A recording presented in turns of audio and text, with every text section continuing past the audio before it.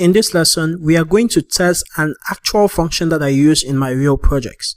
I created a new file called parse stringify.js and I included two functions. The first is called a parse function and it takes in a query string and returns an object with all of the data parsed.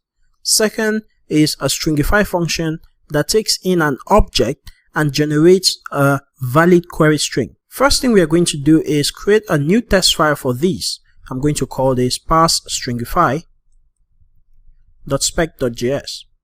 Next, we are going to require the files we want to test, or the functions. So, require parse stringify. And out of that, we'll destructure parse and stringify functions. First, we want to have a describe block that says the stringify function.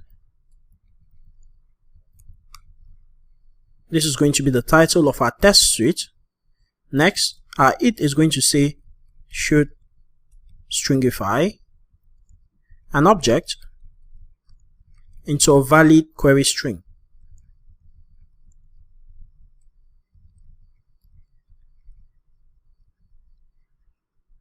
Okay, first we need to generate our actual, which is our result.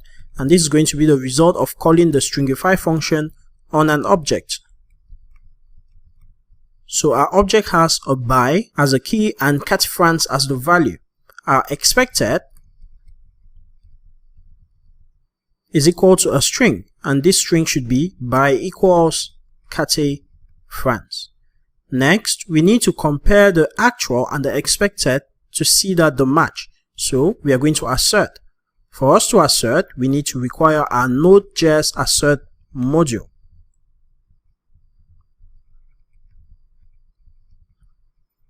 Then we run our assertion, assert.equal the actual and the expected.